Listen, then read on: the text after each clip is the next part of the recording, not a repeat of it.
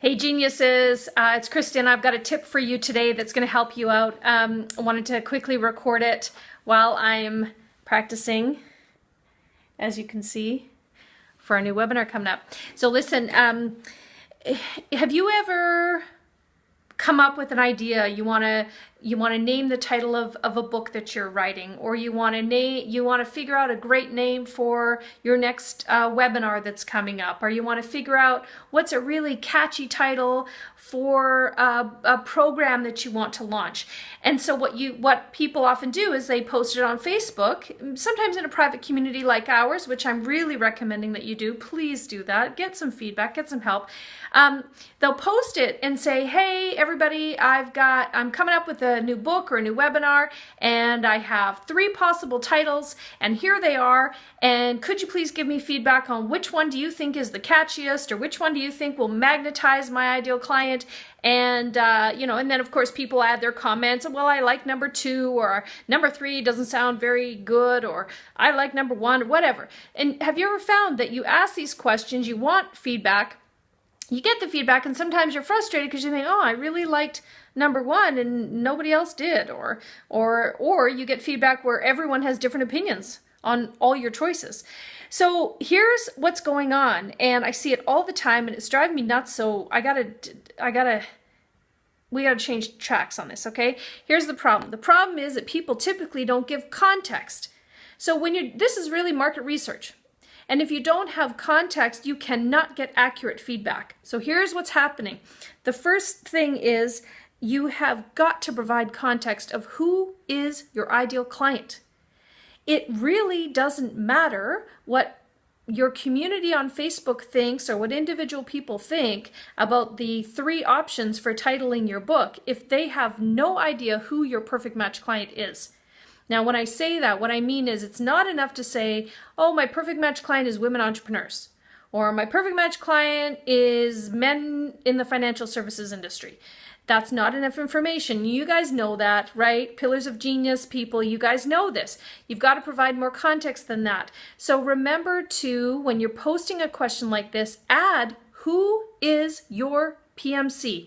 Add the points of your perfect match client. Now, of course, as you know, those are the reflections of your Pillars of Genius. So give people the context, because the point is you are not asking for people's opinions. You are asking for their opinion of what they think your PMC's opinion will be. Do you see the difference? You don't want people's opinions on your title of your book or the title of your webinar. You want their opinion on what they think your PMC will be attracted to. Now, if you don't tell them who your perfect match client is, how could they possibly know? How could they give you their feedback if they don't know who your perfect match client is? They can't put themselves in the PMC's shoes. Does that make sense? So tell people when you're asking for feedback and you're gathering research, don't be discouraged.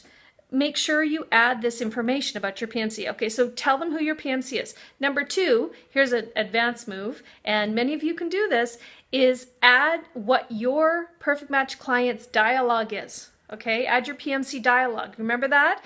That is the dialogue. It's what's going on in your perfect match client's head when they are thinking about the problem that you solve with your unique Pillars of Genius. Catch that? Most of you know this, especially if you've done my boot camp in the last couple of years. You know I drill on this all the time. So your perfect match client's dialogue is what are the thoughts in their head, your perfect match client's head, when they are thinking about the problem that you uniquely solve with your Pillars of Genius. Okay? So for me, for example, my perfect match client dialogue would be things like, oh, I know I'm amazing at what I do, but for the life of me, I cannot figure out how I'm unique from every other person in my industry.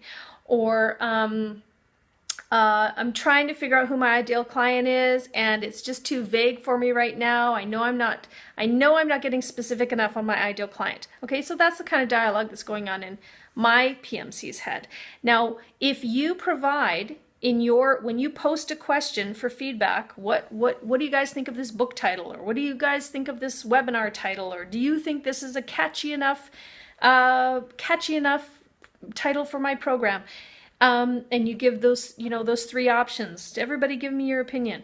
Make sure you give the information about your perfect match client, who they are. If you can, add your PMC dialogue, because that's going to give people the context they need. And then say, please put yourself in this person's shoes. Please place yourself into this person's position and give me your opinion from that position. Make sense? So what you're asking them to do is kind of role play.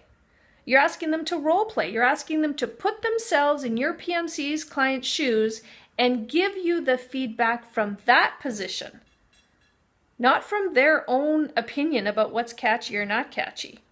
So give the context when you're asking for feedback. And I promise you,